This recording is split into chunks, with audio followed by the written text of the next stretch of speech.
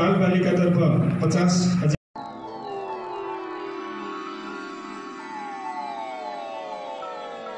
सदस्यज्यूहरूलाई पनि आफ्नो स्थानमा आसन ग्रहण गरिदिनको लागि म हार्दिक अनुरोध गर्दछु। त्यसैगरी यस गाउँसभाको आज विशेष दिनमा पाल्नुहुने सहयोगी पत्रकार साथीहरू, सहयोगी मित्र कर्मचारी साथीहरू, यहाँहरू सबैजनालाई पनि अनुशासित ढङ्गबाट आफ्नो ठाउँमा आसन ग्रहण गरिदिनको लागि म हार्दिक अनुरोध गर्न चाहन्छु। यहाँहरू सबैजनालाई विदित छ आजको कार्यसूची यहाँहरू सबैजनाको हातमा पुगिसकेको छ। म सोही कार्यसूची अनुसार कार्यक्रम सञ्चालन गर्न कार्यक्रमलाई अगाडि बढाउन गइरहेको छु। कृपया अनुशासित र धैर्य भएर बसिदिनु हुन आफ्नो विनम्र अनुरोध गर्दछु, किनकि आज अत्यन्तै महत्त्वपूर्ण र अत्यन्तै सम्मानित दिन भएको कारणले हामीले पनि त्यसै गरी यस कार्यक्रमलाई सम्पन्न गर्नेछौँ। म यो आग्रह गर्न चाहन्छु। तपाईहरू यो बर्खाको मास छ, अलिकति समय प्रतिकूल छैन। गाउँमा अनेक किसिमका विषम महामारी एवं रोग व्याधिहरू पनि फैलिरहेको छ। यो विषम अवस्थामा पनि यो गरिमामय सभामा उपस्थित हुनुभएको छ। यहाँहरू सबैप्रति म एकदम नतमस्तक छु र म फेरि पनि भन्छु यहाँहरू सबैजनालाई हार्दिक स्वागत गर्छु।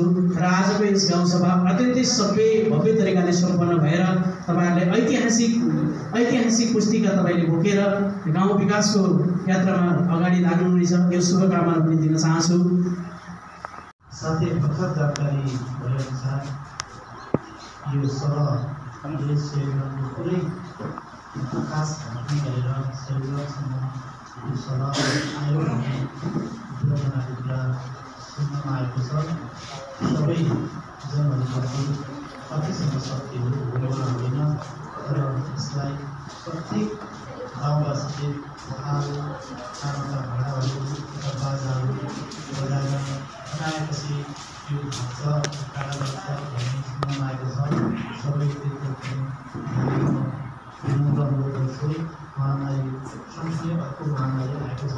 भर्खरै एकजना साथीले भन्नु भएको थियो, पुरै आकाश ढाक्ने गरी लाखौँ करोडौँको दरमा सभा आएको छ। यो तरिकाले आयो भने अब केही रहँदैन भन्ने कुरा सुन्नु आएको छ। यो घटनाप्रति हामी सरकार सबै सजग छौँ। यसको प्रतिकारको लागि कसरी हुन्छ सबै एक भएर बुझ्नेछौँ भन्ने विनम्र अनुरोध गर्दै आजको सभा सञ्चालन गर्ने अनुमति माग्दछु। सम्माननीय सदस्यज्यूहरू, नौबनी गाउँपालिकाको आर्थिक वर्ष 2017-18 को गाउँसभामा सञ्चालनको लागि मलाई अध्यक्षता ग्रहण गर्ने मौका दिनुभएकोमा सर्वप्रथम व्यक्तिगत रूपमा यहाँप्रति आभार प्रकट गर्दछु। सदस्यहरू, नेपालको संविधान 2072द्वारा निर्देश क्षेत्राधिकारभित्र रही स्थानीय तहलाई प्राप्त अधिकारको अधीनमा रही हामी यस नौबनी गाउँपालिकाको गाउँसभाको वार्षिक बजेट नीति तथा कार्यक्रममा उपस्थित रहेका छौँ। यस अधिवेशनको कार्यसूची आदरणीय माननीय सदस्यज्यूहरू समक्ष प्राप्त भइसकेको छ। निर्धारित कार्यसूचीभित्र रही सभा सञ्चालन गरी सफलतापूर्वक सम्पन्न गर्ने विश्वास लिएका छौँ। सर्वप्रथम नेपाल हामीहरूले भर्खरै माननीय सदस्य धन्यवाद बुढाजीले प्रस्तुत गर्नुभएको घरमा अलिकति हामी दुधारमा चाहिँ तर्दैन, कच्ची घरमा पनि 1 तला 2 तला 3 तला थियो। त्यस कारण हामी 300सम्म थियो। त्यसरी हामीले एकमुष्ट कच्ची घर चाहिँ टिन लगाएको घर र ढुङ्गा लगाएको घर थर लगाएको सबैको एकमुष्ट 100 रुपियाँ मात्र लिने निर्णय गरेका छौँ। र हामीले बालपूजामा तिर्ने गर्थ्यौँ। सबै पूजामा स्ट्रिक्टली सबैबाट मान्य सदस्यहरू लाएर कर उठाउने तर घटाएर उठाउने भनेर हामीले कार्यपालिकाले मान्य सदस्यसँग चाहिँ यो प्रस्ताव हालेको थियो। यो प्रस्तावमा भाग लिने मान्य सदस्यज्यूहरूलाई म समय 2 मिनटको समय दिन्छु।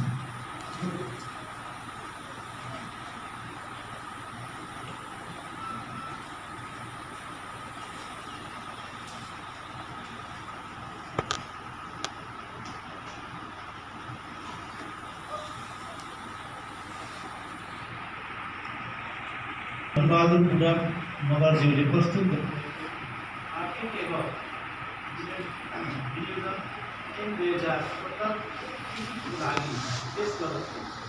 आर्थिक एवं विनियोजन 2017 को कक्षामा हुने आदरणीय मान्य सदस्य सदस्यहरूले हुन्छ भन्नुहोला। विपक्ष नहुने मान्य सदस्यहरूले हुन्न भन्नुहोला। आर्थिक एवं निर्मित ऐन 2077 को पक्षमा हुने मान्य सदस्यले हुन्छ भन्नुहोला।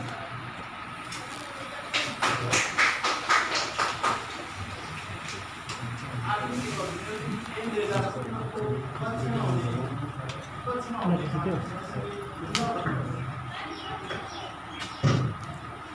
हुन्न भन्ने आवाज राष्ट्रपतिले श्री धनबहादुर गुलामलाई विरोध भएको आर्थिक एवं 2077 बहुमतले भएको घोषणा गर्नु।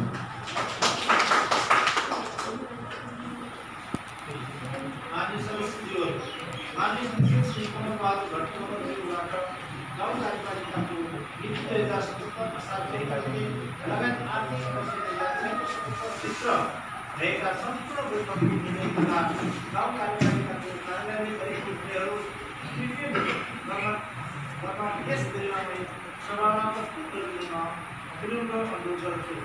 प्रस्तावक मान्य कमलबहादुर भट्टराई, समाचार शेरबहादुर सुननगर। भए अनुसार संक्षिप्त नाम र प्रारम्भ भनेको यस ऐनको नाम नौवैनी गाउँपालिकाको विनियोजन ऐन 2077 रहेको छ। यो ऐन तुरुन्त प्रारम्भ हुनेछ। आज सभाबाट पास हुँदा बित्तिकै भोलिदेखि यो ऐन लागू हुन्छ। आर्थिक वर्ष 2077-78 को निमित्त सञ्चित कोषबाट रकम खर्च गर्ने अधिकार 1, आर्थिक वर्ष 2077-78 को निमित्त गाउँ कार्यपालिका वाडा समिति विषयगत शाखाले गर्ने सेवा र कार्यहरूका निमित्त अनुसूची 1 मा उल्लेखित चालू खर्च, पुँजीगत खर्च र वित्तीय व्यवस्थाको रकम समेत गरी जम्मा रकम 48 करोड 26 लाख अक्षर 48 करोड 26 लाख रुपैयाँ मात्र निर्दिष्ट गरिएको बमोजिम सञ्चित कोषबाट खर्च गर्न सकिनेछ भनेको यो वर्ष 48 करोड 26 लाख रुपैयाँ रकम त विनियोजन गर्यो, त्यो रकम यही ऐन अनुसार खर्च गरिने भनेर लेखिएको छ।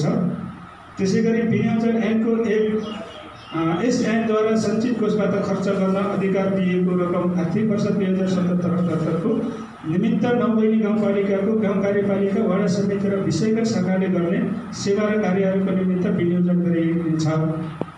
उपदफा 1 मा जोसुकै कुरा लेखिएको भए तापनि कार्यपालिका वाडा समिति र विषयगत शाखाले गर्ने सेवा र कार्यहरूको निमित्त विनियोजन गरेको रकम मध्ये कुनैमा बचत हुने र कुनैमा अपुग हुने देखिन आएमा गाउँ कार्यपालिकाले बचत हुने शीर्षकबाट नपुग हुने शीर्षकमा रकम सार्न सक्नेछ यो ऐन मार्फत। यसरी रकम सार्दा एक शीर्षकबाट सो शीर्षकमा जम्मा भएको 10% मा नबदली गरी कुनै एक वा एकभन्दा बढी शीर्षकबाट अर्को एक वा एकभन्दा बढी शीर्षकहरूमा रकम सार्न तथा निकास र खर्च गराउन सकिनेछ। पुँजीगत खर्च र वित्तीय व्यवस्थातर्फ विनियोजन रकम सावा भुक्तानी खर्च र ब्याज भुक्तानी खर्च शीर्षकमा बाहेक अन्य चालू खर्च शीर्षकतर्फ सार्न र वित्तीय व्यवस्था अन्तर्गत सावा भुक्तानी खर्चतर्फ विनियोजित रकम ब्याज भुक्तानी खर्च शीर्षकमा बाहेक अन्यत्र सार्न सकिने छैन। तर चालू तथा पुँजीगत खर्च र वित्तीय व्यवस्थाको खर्च बेहोर्न एक स्रोतबाट अर्को स्रोतमा रकम सार्न सकिनेछ यो ऐन मार्फत। उपदफा 2 मा जुनसुकै कुरा लेखिएको भए तापनि एक शीर्षकबाट सो शीर्षकमा जम्मा स्वीकृति रकमको 10% भन्दा बढ्ने गरी कुनै एक वा एकभन्दा बढी शीर्षकहरूमा रकम सार्न परेमा गाउँसभाको स्वीकृति लिनुपर्नेछ भनेको कुनै शीर्षकबाट चाहिँ 10% भन्दा तल रकमान्तर गर्नको निम्ति यो ऐनले व्यवस्था गरेको छ भने 10% भन्दा माथिको रकम चाहिँ रकमान्तर गरेर अर्को शीर्षकमा लगेर खर्च गर्नको निम्ति गाउँसभाको आवश्यकता